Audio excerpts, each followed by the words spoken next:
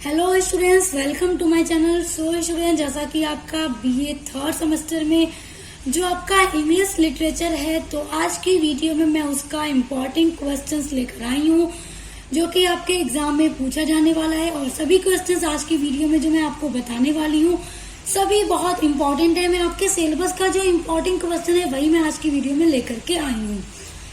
तो देखिए स्टूडेंट्स, आपके BA third semester English literature की क्लास भी मेरे चैनल पर स्टार्ट हो गई है। मैं आपकी सभी यूनिट्स को कंप्लीट भी करवा रही हूँ। तो चलिए आपका क्वेश्चंस देखते हैं कि कौन कौन से इम्पोर्टेंट क्वेश्चन है जो आपके एग्जाम में आपसे पूछे जाएंगे। पहला है, who was Othello, how did he rise to the rank of a general. तो देखिए, जो आपके सिलेबस में विलियम शेक्सपियर का एक ड्रामा है ओथेलो, तो उसी में एक जनरल था आर्मी का, वेनेसियन आर्मी का, ओथेलो। उस आदमी का नाम ओथेलो था, वो हबशी था। तो वो किस तरह से जनरल बनता है, जनरल की रैंक पे किस तरह से आता है, क्या रीजन था, तो आपको इसमें पूरा लिखना होगा। और स्टूडेंट्स, मैंने ओथेलो जो ट्रेजेडी है आपके सिलेबस में उसको करा दिया है। अब देखिए अगला है, justify the title of the play Arms and the man. जो आपके सिलेबस में arms and the man drama है उसके टाइटल, उस प्ले के टाइटल को आपके जस्टिफाई करने के लिए कहा जा सकता है।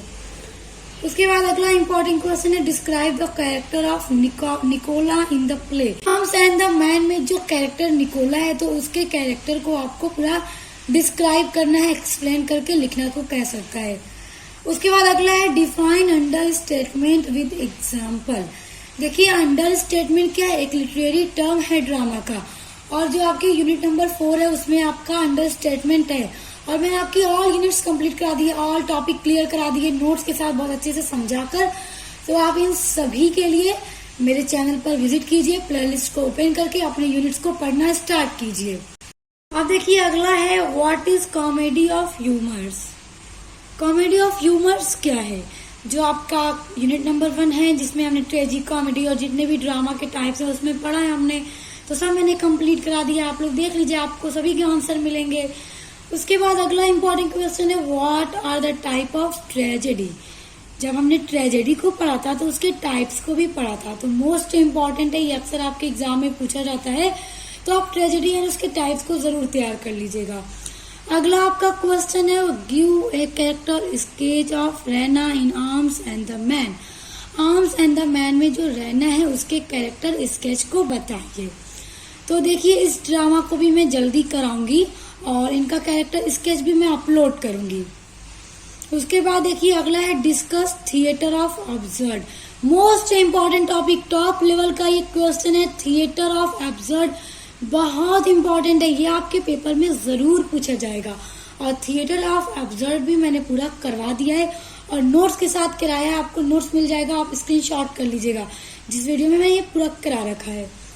उसके बाद अगला है, what is epilogue in drama. Drama में एपिलॉग क्या है, तो एपिलॉग क्या है, एक ड्रामा का एलिमेंट है और बहुत ज्यादा इम्पोर्टेंट भी है। तो आप इसको देख लीजिएगा, इसको भी मैंने समझा दिया है, इसका नोट्स भी दे दिया है। और इस तरह के क्वेश्चन आपके शॉर्ट में ही पूछे जाते हैं, लॉन्ग में जल्दी नहीं पूछे जाएंगे। तो आपको जो नोट्स मैंने दिया है वीडियो में, आप उसको स्क्रीनशॉट करके याद कर लीजिएगा। उसके बाद है, एक्सप्लेन थीम।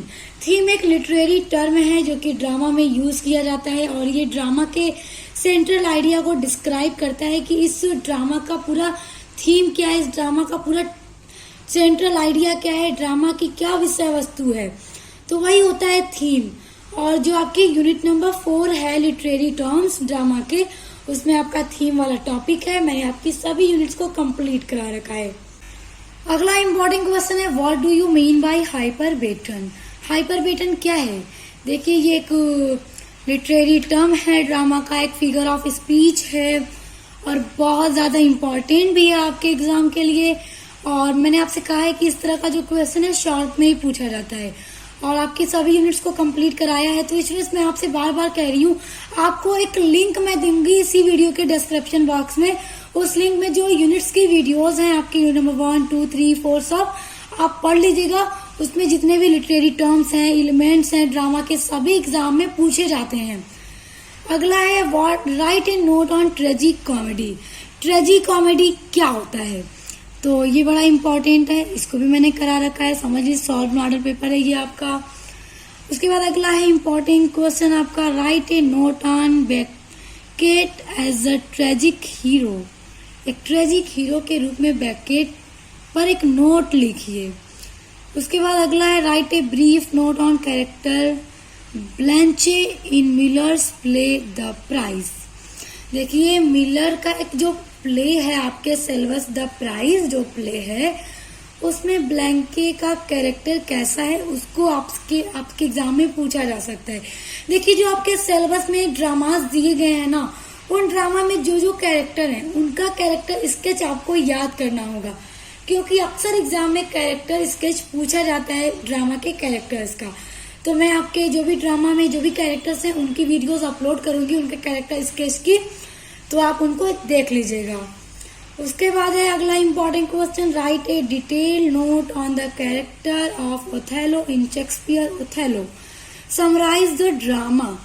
देखिए जो विलियम शेक्सपियर का ड्रामा है, जो ट्रेजेडी है आपके सिलेबस में ओथेलो, तो उसमें जो कैरेक्टर था, जो मेन कैरेक्टर था, उसका नाम भी ओथेलो था।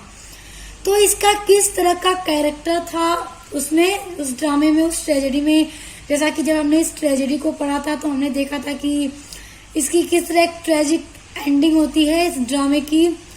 देखिए ट्रेजिक क्या होती है, जिसमें मेन कैरेक्टर की ही डेथ हो जाती है। तो कुछ उसी तरह से इस ड्रामा में भी हुआ है, आप इसको पढ़िएगा। बहुत इंटरेस्टिंग, बहुत ही अच्छा ड्रामा है, बहुत ही सक्सेस ड्रामा है विलियम शेक्सपियर का।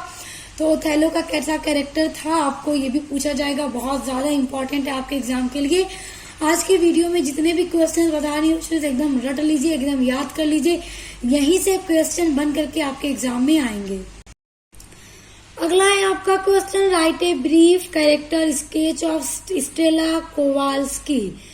स्टेला कोवाल्स्की का कैरेक्टर स्केच भी बड़ा इंपॉर्टेंट है, अक्सर एग्जाम में पूछा जाता है। उसके बाद है डिफाइन प्रोलॉग। तो स्टूडेंट्स प्रोलॉग क्या होता है, जब हमने इसको पढ़ा था आपके यूनिट में, ये एक लिटरेरी टर्म है जिसमें हमने पढ़ा था कि ये कंक्लूजन होता है पूरे ड्रामा का, पूरे स्टोरी का पूरा निष्कर्ष होता है। तो जो ड्रामा के एंड में दिखाया जाता है, स्टोरी के एंड में दिखाया जाता है। तो इसको मैंने समझा दिया है और इसका एक छोटा सा नोट भी है, क्योंकि आपके पेपर में इसी तरह से छोटा सा क्वेश्चन आएगा, डिफाइन प्रोलॉग।